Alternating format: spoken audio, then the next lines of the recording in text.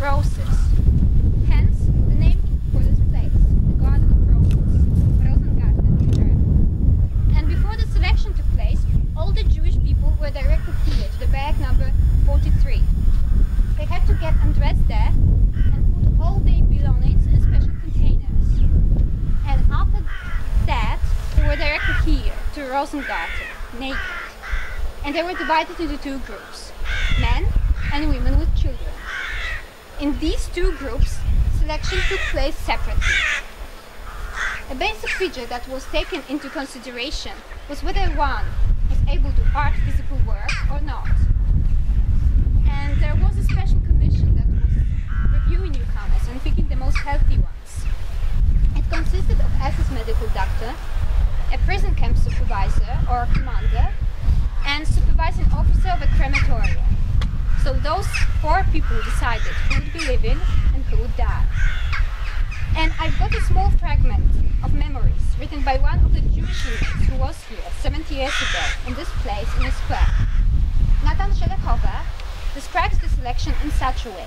Let's listen. They told me to strip. My clothes are taken away from me immediately.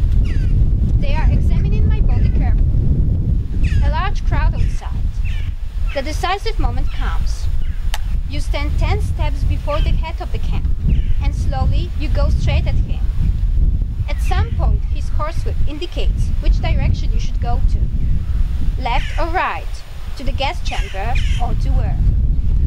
The approaching person perfectly feels the importance of the moment, and with bated breath experiences the moment that cannot be described with any human words.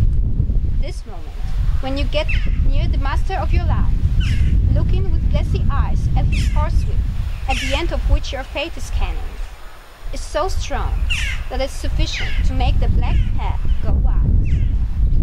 The trait of segregating people into the left ones and the right ones is watched with great tension by everyone. It was apparent that the old, the sick, the frail, and the people broken by the age went to the right, while the well-built and strong, mainly young people, went to the left.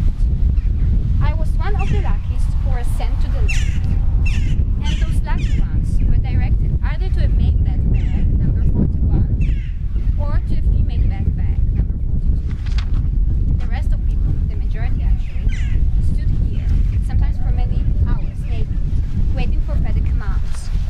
And when sun went down, all of them were directed to the gas chambers. We should remember that people during selection, they didn't know what was going on, okay?